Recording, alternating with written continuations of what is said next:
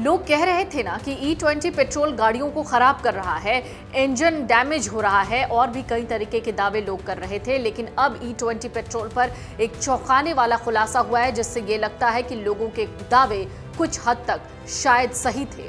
भारत में तेजी से लागू हो रहे E20 पेट्रोल को लेकर automotive research association of India यानी ARAI की एक बड़ी चौंकाने वाली रिपोर्ट सामने आई है। भारत में प्रदूषण को कम करने के लिए पेट्रोल में 20% इथेनॉल मिलाने का काम तेजी से चल रहा है, लेकिन क्या ये नया ईंधन हमारी गाड़ियों के लिए पूरी तरह सुरक्षित है? Automotive research association of India की एक आंतरिक और असार्वजनिक रिपोर्ट से कुछ चौंकाने वाली बातें सामने आई हैं। इस रिपोर्ट में जहां कुछ राहत की बातें हैं, वहीं पुरानी गाड़ियों को लेकर कुछ गंभीर चेतावनियां भी दी गई हैं। इस बीच automotive research association of India की एक रिपोर्ट सामने आई, जिसमें E20 पेट्रोल को चरणबद्ध तरीके से लागू करने की सिफारिश की गई थी।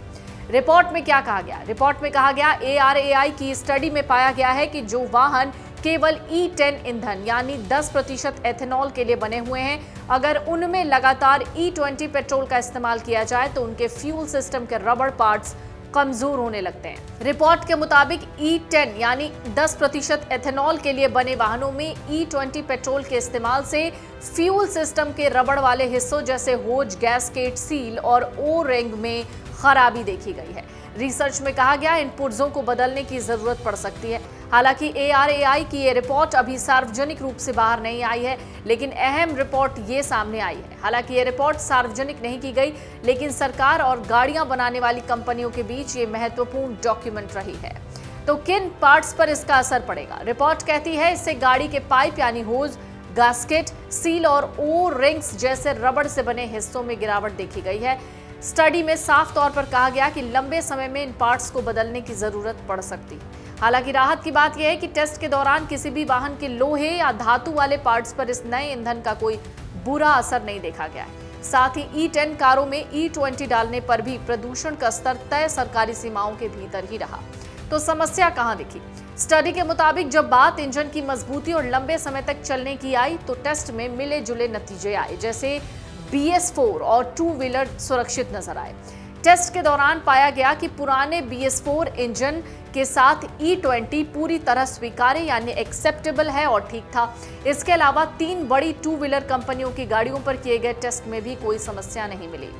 टर्बो इंजन में दिक्कत भी इसमें एक वजह हो सकती है। जैसे रिपोर्ट कह रही है कि BS6 टर्बो चार्ज्ड इंजन में 265 घंटे की टेस्टिंग के बाद समस्या देखी गई।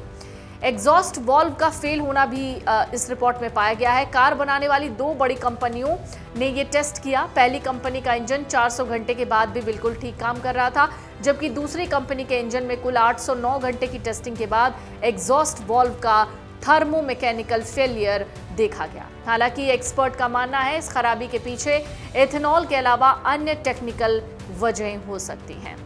BS6 टर्बो इंजन में भी दिक्कत सामने आई थी। E10 गाड़ियों पर E20 फ्यूल के असर को लेकर भी इस स्टडी में ये बताया गया है कि 4 व्हीलर इंजन ड्यूरेबिलिटी टेस्ट के दौरान एक BS4 इंजन का परफॉर्मेंस E20 के साथ ठीक रहा, लेकिन BS6 टर्बो चार्ज्ड इंजन में 265 घंटे की ड्यूरेबिलिटी के बाद समस्या देखी गई। स्टडी के जिस हिस्से में इंजन ड्यूरेबिलिटी की बात की गई है, उसमें बताया गया कि 2 4 व्हीलर गाड़ी बनाने वाली कंपनियों ने ये टेस्ट किया। एक कंपनी के इंजन ने 400 घंटे तक बिना किसी प्रॉब्लम के E20 पर अच्छा प्रदर्शन किया, जबकि दूसरी कंपनी के इंजन में कुल 809 घंटे के टेस्ट के दौरान एग्जॉस्ट वाल्व में थर्मोमैकेनिकल फेलियर देखा गया। तो ये थर्मोमैकेनिकल फेलियर क्या होता है और कब होता है? एक्सपर्ट के मुताबिक थर्मोमैकेनिकल फेलियर तब होता है जब ज्यादा गर्मी और तेजी से बार बार होने वाली फिजिकल मूवमेंट के मिले जुले असर से इंजन का एग्जॉस्ट वाल्व टेढ़ा हो जाता है, उसमें दरार आ जाती है या वो टूट जाता है। जानकारों का कहना है, इस समस्या के पीछे दूसरे टेक्निकल कारण भी हो सकते हैं। हालांकि गाड़ियों की टेस्टिंग से जुड़े जानकारों का कहना है कि आमतौर पर इंजन की ड्यूरेबिलिटी की टेस्टिंग 2000 घंटों तक की जाती है। 2 व्हीलर को लेकर क्या परिणाम आए? रिपोर्ट में 3 प्रमुख 2 पहिया वाहन निर्माताओं द्वारा किए गए परीक्षणों में E20 ईंधन के साथ कोई गंभीर तकनीकी प्रॉब्लम नहीं पाई गई। इनके इंजन का प्रदर्शन बढ़िया था। टेस्ट की गई सभी गाड़ियों पर हुई स्टडी में पाया गया कि E20 का गाड़ियों के मेटल पार्ट्स या खुद गाड़ी पर कोई बुरा असर नहीं पड़ा। साथ ही E10 कंपैटिबल गाड़ियों में E20 इस्तेमाल करने पर टेल पाइप से निकलने वाला एमिशन कानूनी सीमा के अंदर ही रहा। स्टडी में यह भी पाया गया कि E20 पेट्रोल इस्तेमाल करने पर ईंधन की खपत E10 की तुलना में 2% से 6% तक बढ़ सकती है, यानी वाहन का माइलेज कुछ कम हो सकता है। हालांकि ये प्रभाव अलग अलग वाहनों में अलग अलग हो सकते हैं।